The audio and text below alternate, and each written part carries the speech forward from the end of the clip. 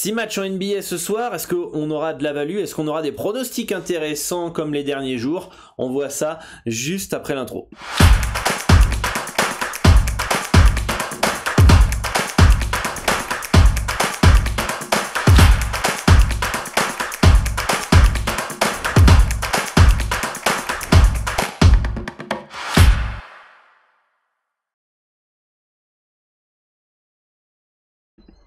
Salut à tous, ici Dorado, votre expert en paris sportif, spécialiste basket pour une nouvelle émission. On va décortiquer ensemble les 6 matchs du jour en NBA.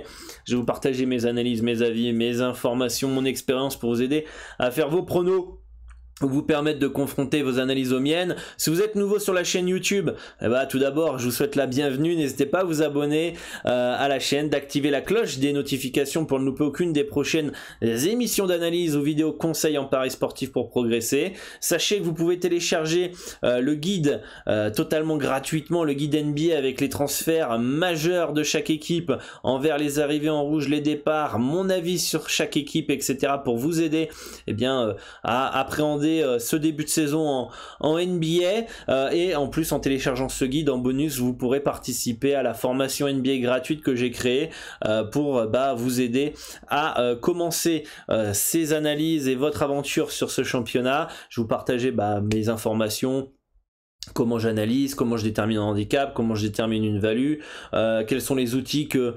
j'utilise, les pièges à éviter, etc. Donc ça va vous permettre de progresser dans les paris sportifs et d'avoir les bons outils pour commencer à parier la NBA. Et si vous voulez échanger avec l'ensemble de la communauté et moi-même sur la NBA et sur les autres sports, rejoignez plus de 3000 parieurs sur le Discord. Le lien est dans la description, c'est totalement gratuit. Dans la description vous avez tous les liens importants de toute façon si vous voulez suivre mes pronostics aussi et mes différents réseaux sociaux. D'ailleurs n'hésitez pas aussi à rejoindre le channel Telegram public. Ça peut arriver que durant la saison je fasse des notes audio du style un petit peu analyse NBA mais sur les championnats européens, donc n'hésitez pas à le rejoindre aussi. On va partir sur le récapitulatif de la veille, les amis. On a eu une soirée, finalement on a plutôt bien lu la carte. Moi, il n'y a pas grand chose qui m'étonne. On fait un 2 sur 3 sur le club, donc du bénéfice sur le club privé de basket-pronostic.com. Et le premier match qu'on avait c'était Charlotte moins 5,5 contre Orlando. Charlotte qui a joué finalement que le 4e quart-temps, puisque toutes les 3 premiers quart-temps étaient assez serrés, et dès que ils ont commencé un peu à être un peu plus sérieux, ils ont fait le trou qu'il fallait pour remporter cette rencontre face au Magic. On avait dit que les Wizards allaient pouvoir gagner à Boston hier, puisqu'ils avaient une équipe qui était assez complète. J'avais même dit je préférais Miami pour la même cote, et finalement les deux ont gagné. Miami et Washington ont gagné à Boston et à Brooklyn, donc ça me surprend pas du tout, on l'avait plutôt annoncé. On avait annoncé aussi un match quand même compliqué pour les Pélicans, pour les Hawks contre les Pélicans, où le H était de moins 5,5 je crois de mémoire, et je m'attendais pas à une partie de plaisir de la part des Hawks. Ça a été le cas. On perd sur le club Indiana Pacers moins 1. Les Raptors me surprennent encore. Assez quand même étonné de voir les Pacers aussi irréguliers, capables de battre Miami, mais de tomber face à des équipes comme Toronto. Prochain match chez à Brooklyn, je serais même pas étonné qu'ils gagnent ce match-là aussi. Donc Indiana assez irrégulier. Je pense pas que la value ait été sur Toronto, Toronto qui a même fini léger favori à domicile contre Indiana. Ça me paraissait quand même un peu compliqué, donc pas de regret sur ce bet. Minnesota, alors ça c'est une bonne surprise je trouve, que Minnesota s'impose face à Milwaukee, et encore Milwaukee réduit l'écart, ils réduisent l'écart dans le 4e quart-temps, on peut le voir, ils gagnent de 10 le dernier, les Wolves qui confirment leur bon début de saison. Alors les Lakers qui menaient, vous pouvez le voir à la fin du premier quart-temps, 41-19, donc il y avait 22 points d'avance. Je crois même que l'écart est monté à 25 dans le 2e quart-temps, donc on a tous zappé, on a tous changé de match, et puis on arrive à la fin du match, autour du 4e quart-temps, fin du 3e quart-temps, et on voit que le Thunder est en train de mener 97-99, et on se dit what this fuck, il y a eu un bug sur le résultat, et en fait on peut voir que le troisième quart-temps était catastrophique de la part de Los Angeles. Finalement en fait, OKC leur a rendu le premier quart-temps dans le troisième. C'est quand même assez rare des cartons comme ça, mais on a pu voir quand même que le back-to-back et la prolongation a fait mal aux Lakers, et finalement ils s'inclinent. Donc ceux qui avaient les Lakers, vous n'avez quand même pas de réussite. C'est assez rare d'avoir des remontadas comme ça arrive, mais et voilà quoi. En tout cas, ceux qu'on bête les Lakers peuvent avoir un peu les boules, même si finalement c'est plutôt le scénario qui rend les choses un peu qui donne un peu la rage. Mais après le back-to-back prolongation, est-ce que c'est pas si étonnant que ça craque en deuxième mi-temps? Peut-être pas. Donc voilà. Phoenix Sacramento, j'avais fait un petit topo sur les Kings qui étaient capables de gagner contre des grosses équipes et puis s'incliner. Voilà, peut-être que le prochain match, je vais pas regarder le calendrier, mais imaginons prochain match, les Kings peuvent perdre de 20 points chez eux contre Orlando. C'est un peu, voilà, ils ont fait du Kings. Il y a du talent et du coup ils sont capables de gagner Harrison Barnes avec un tir à la dernière seconde pour climatiser la salle de Phoenix. Donc les Kings qui s'imposent. Portland, on l'avait sur le club, on a un Portland -2 qui passe comme papa dans maman. Et enfin Cleveland qui continue de surprendre. Donc après les deux faux pas des premiers matchs, en perdant contre Charlotte et en perdant contre Memphis, ça tape du Denver et ça tape les Clippers. Donc ils continueront leur road trip en allant à Los Angeles Lakers, c'est ce qu'ils vont confirmer et continuer. Mais en tout cas les Cavs répondent en mode poil à gratter, comme c'est le cas depuis quelques saisons. Sur quelques matchs, ils sont capables de saouler, et là ils ont plutôt bien dominé les Clippers. Donc voilà un peu pour un récapitulatif de la veille. Donc dites-moi ce que vous aviez joué hier en NBA. Donc nous on avait Portland -2 qui passe, Charlotte -5,5 qui passe, et on avait Indiana qui perd. Donc tout en simple évidemment, avec un money management en flat betting misfix, et ce qui fait avec des cotes autour de 2 qu'on est en bénéfice sur la soirée tout simplement. Voilà, donc dites-moi en commentaire ce que vous aviez joué. Donc ce soir on a 6 matchs au programme. Une carte qui est pas si intéressante que ça, pour tout vous cacher. On va commencer par Philadelphie face à Détroit. Donc les Pistons qui se déplacent aux Sixers avec un Jeremy Grant qui est incertain pour cette rencontre, qui ne s'est pas entraîné mercredi, et l'absence de leur meilleur joueur ferait que déjà les Pistons arriveraient avec un gros handicap face aux Sixers. Cade Cunningham, le rookie, qui est pas là, qui pourrait revenir le 30 contre Orlando. Du côté de Philly, on a Joel Embiid qui lui est incertain vu l'handicap là. Donc on a Milton aussi qui est incertain. Vu l'handicap, je pense que Joel Embiid va être là quoi. Enfin c'est vraiment casse-couille. D'un côté Jeremy Grant pas là, peut-être pas là, et d'un autre côté Joel Embiid pas là. Moi j'ai analysé comme si Joel Embiid était là. D'accord, et comme si Jeremy Grant était là, et du coup pour moi ça me semble aucune value, ça me semble bien placé. C'est pour ça que je trouve ça assez étonnant que Joel Embiid soit pas là et qu'on ait un -10,5 quand moi j'ai analysé comme s'il était là et que j'ai un -11,5, donc en handicap. Donc voilà, là c'est en train de monter, là c'est en train de redescendre. Voilà, les gens font leur petit marché. Pour moi, à pas toucher ce match pour le moment en fonction des informations. Pour moi c'est un beau no-bet de toute façon dans ce match là, qui m'inspire pas plus confiance que ça. Atlanta et Washington qui sont en back-to-back. Atlanta qui a eu du mal à se défaire des Pélicans hier, les Wizards qui ont dominé les Celtics hier et qui s'imposent au TD Garden. Je suis pas surpris de voir Atlanta favori, puisque je les ai mis légers favoris malgré tout. Après, j'ai analysé les rencontres avant les matchs d'hier. Il faudrait que je réajuste peut-être mes handicaps.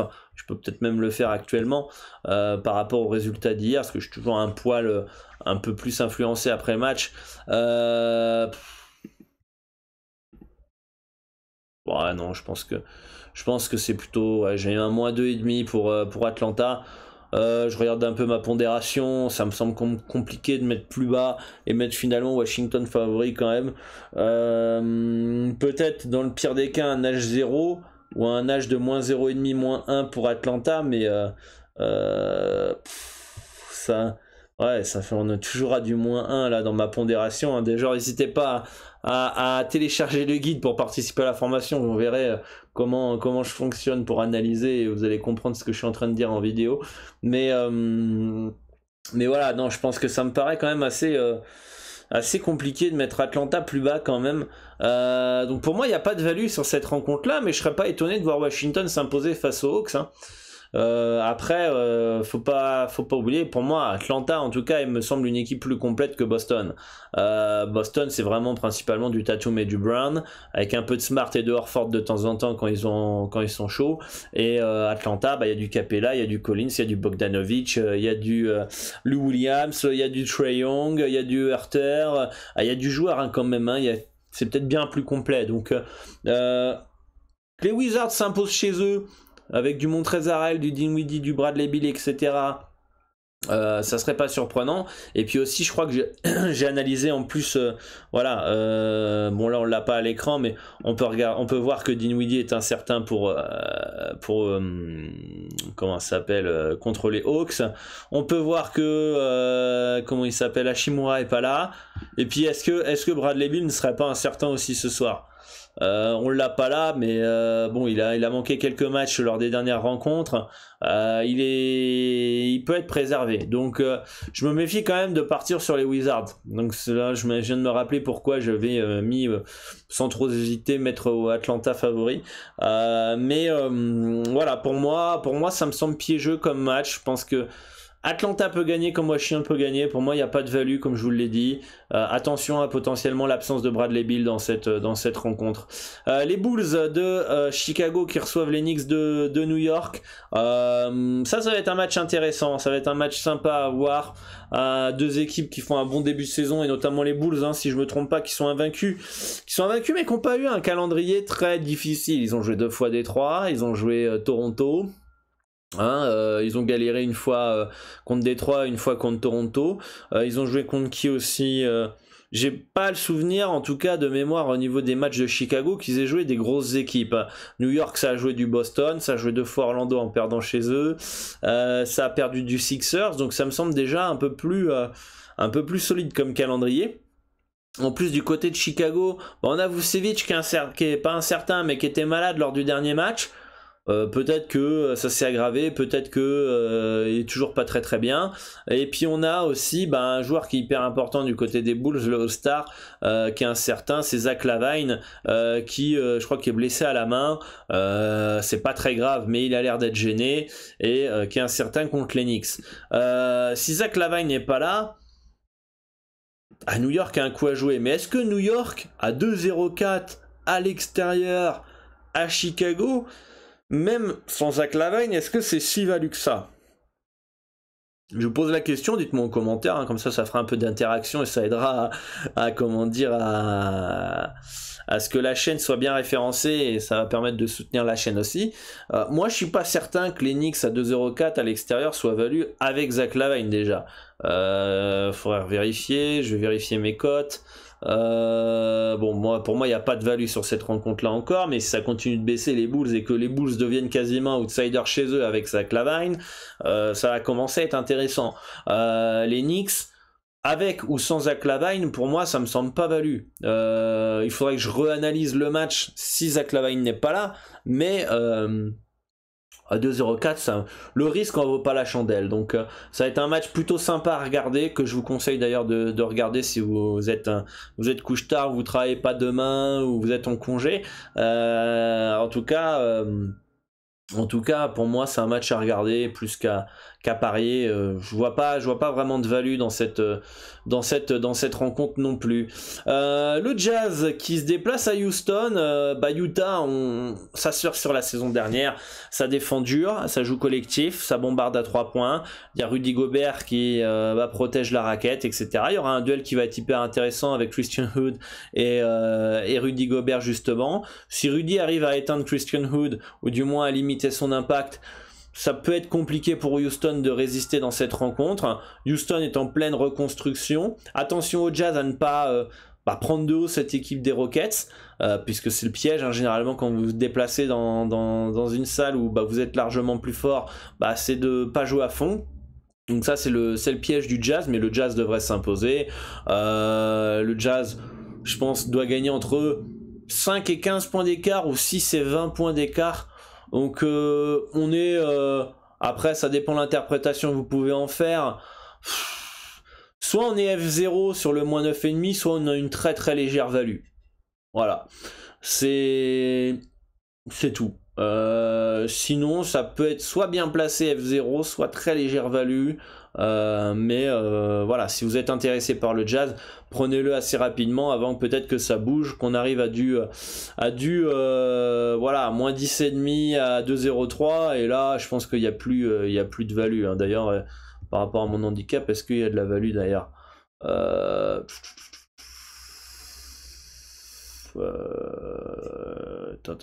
Voilà. Ouais, moi il n'y a plus de value là, il n'y a plus de value sur le Jazz.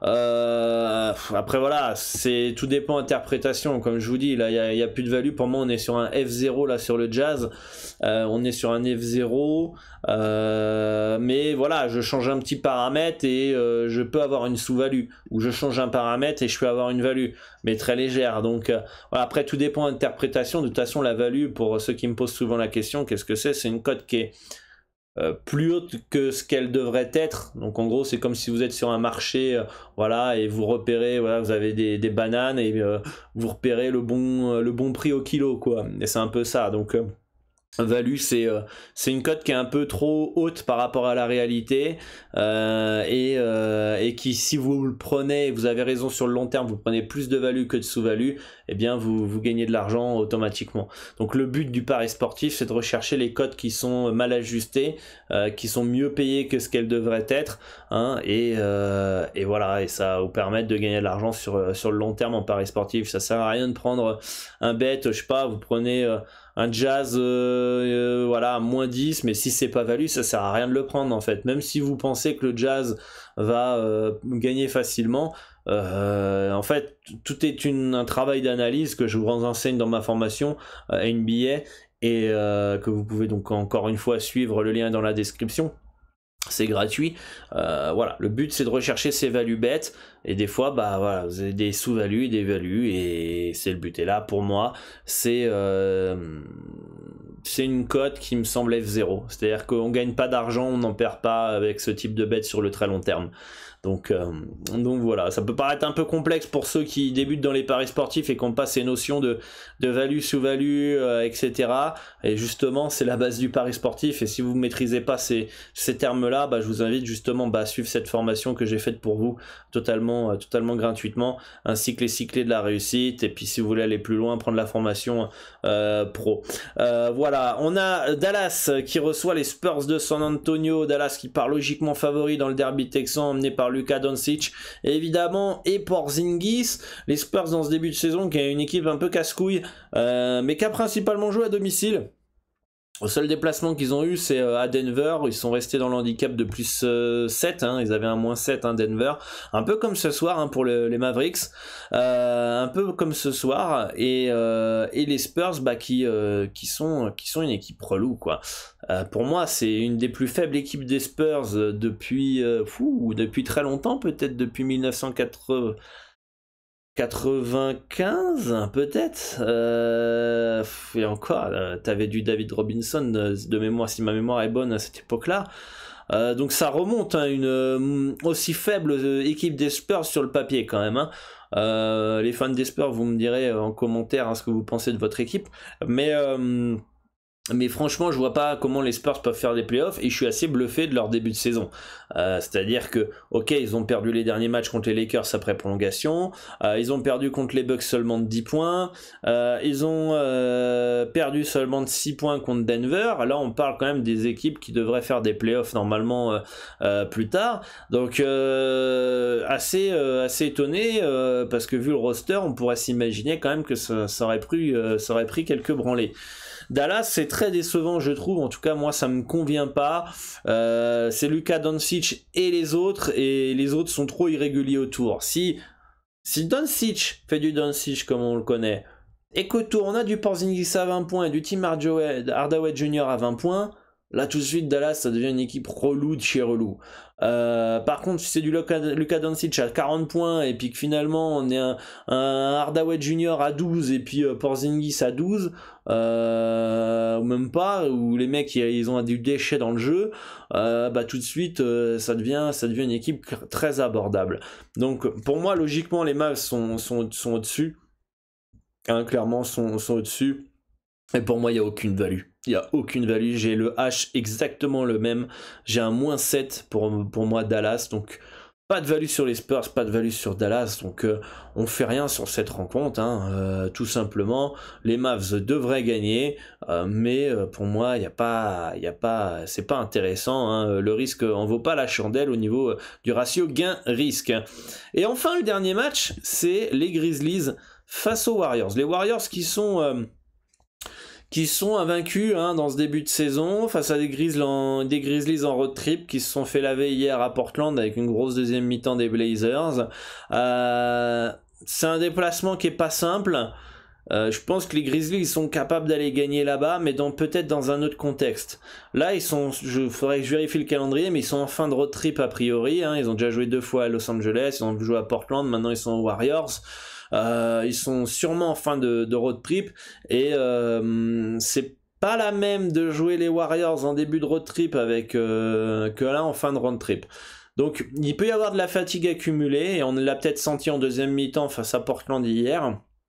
Et c'est logique que les Warriors, au vu de leur début de saison, soient favoris chez eux. Après, je serais pas vraiment serein avec un Warriors -6 quand même. Je serais vraiment pas vraiment serein parce que tout dépend un petit peu de Stephen Curry quoi. C'est même pas un petit peu, c'est même beaucoup quoi. Le problème de cette équipe des Warriors pour moi en tant que parieur à analyser, c'est que il y a une équipe intéressante. Le soir où Curry est très fort et qu'autour les Poole, les Wiggins, les Draymond Green sont bons, bah ça devient une très bonne équipe en fait. Le problème c'est que ces 3 joueurs là autour sont assez irréguliers. Donc dès que ils sont pas très très bons et que bah ça va comment dire, dès qu'ils sont pas très bons, les Warriors vont pouvoir s'en sortir grâce au talent incroyable de Stephen Curry. Il suffit qu'ils mettent 3-4 paniers à 3 points, ils prennent feu et ça fait 12 points d'avance. Alors qu'en fait autour, il est tout seul, autour les joueurs sont pas bons. En fait pour que les Warriors perdent, il faut que Curry soit exceptionnel et les autres catastrophiques, ou soit que les autres soient moins bons et finalement lui soit moyen. Ou bon mais pas assez bon parce qu'en face ça fait un meilleur match collectivement. C'est une équipe, moi j'ai vraiment du mal les Warriors, je trouve pas que c'est une équipe si forte que ça globalement. Je pense que quand il y aura 2 équipes de Warriors là sans Klay Thompson, ça me semble une équipe on va dire moyennasse, bonne, capable de faire des coups et être relou, mais c'est pas une équipe top team quoi. Là invaincu après 4 ou 5 matchs, ça me semble déjà assez gentil quoi. Comme je reprends un petit peu un par un les différentes rencontres, ils ont joué les deux de Los Angeles, ils font un très gros 4e quart-temps contre les Lakers, mais ils font dominer tout le match. Donc globalement, sans un gros 4e quart-temps, ils peuvent perdre le match, c'est pas un scandale. S'ils perdent ce match-là, le premier match de la saison, c'est pas un scandale. Ceux qui ont vu le match seront d'accord avec moi. Les Lakers sont devant 3 quart-temps à peu près. Même à la fin, ils se craquent totalement la dernière minute, et c'est là où ça fait la bascule, la dernière minute du 3e quart-temps, où les Lakers sont à 12 points d'avance. Ils se craquent totalement dans la dernière minute, les Warriors reviennent à égalité, ou reviennent à 1 point, voire même passent devant, je sais plus. Et derrière ça surfe dessus pour le débuter le 4e quart-temps et passer devant et mettre un run, et ça prend 10 points d'avance et les Lakers sont explosés. Bon déjà ça aurait pu dans une dimension parallèle perdre le premier match. Derrière ils jouent les Clippers, ils s'en sortent hyper bien contre les Clippers aussi. Ils sont menés, alors ils dominent un peu mais à un moment ils sont menés etc. et ils gagnent à l'arrache. Ils auraient très bien pu être avec 2 défaites là dans ce début de saison là. Ensuite ça joue Sacramento. Pareil, c'est serré jusqu'à 3 minutes de la fin. 3 minutes de la fin, 2 minutes de la fin, les Warriors mènent que de 3 ou 4 points. C'est rien. Et ils mettent le run qu'il faut au bon moment. Et finalement, les Sacramento Kings, qu'on a vu gagner d'ailleurs à Phoenix, auraient très bien pu remporter aussi cette rencontre. Donc finalement, il y a 3 défaites pour les Grizzlies, pour les Warriors, ça aurait pas été surprenant, moi ça m'aurait pas choqué. Mais bon, bravo à eux, ils sont invaincus. Mais c'est pour vous dire, pas vous enflammer trop non plus sur Golden State. Là, heureusement pour eux, les Grizzlies sont en road trip. Après, on est en début de saison au niveau du road trip. C'est pas la même de faire ce road trip là pour Memphis là maintenant que dans 3 mois, 2 mois. Là où en 2 mois, t'as la langue qui tire parce que tu joues tous les 2 jours. Donc déjà, la fatigue est peut-être un peu à prendre... pas à prendre totalement à 100% en compte. Donc... Moi, je pense qu'on est plus proche d'une value Memphis, qui est capable de rester dans l'handicap de plus 5,5, plus 6 ce soir. Pour moi, on n'est pas loin d'une value Memphis plus 6, mais on l'est pas encore. Donc pour moi, c'est un bon no-bet aussi sur cette rencontre. Donc ce soir, soit il y a des très légères values, mais très légères values en fonction de l'interprétation de chacun, puisque la value est subjective. Mais pour moi, là, à présent, à l'heure où je fais la vidéo, il n'y a plus aucune value, et il n'y en a aucune pour cette nuit en NBA.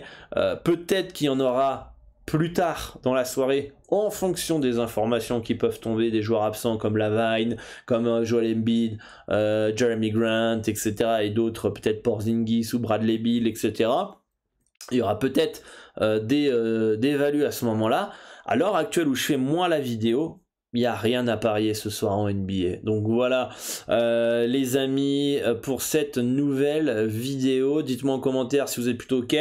Dites-moi aussi ce que vous allez jouer. Et puis ce serait avec grand plaisir d'échanger avec vous sur le salon basket, sur le Discord. Vous pouvez le rejoindre 3000 parieurs, plus de 3000 parieurs, le lien est dans la description. Et voilà les amis, bonne chance à tous pour vos pronostics, à très bientôt. Et moi je vous fais une grosse bise et à demain pour une nouvelle émission. Ciao ciao.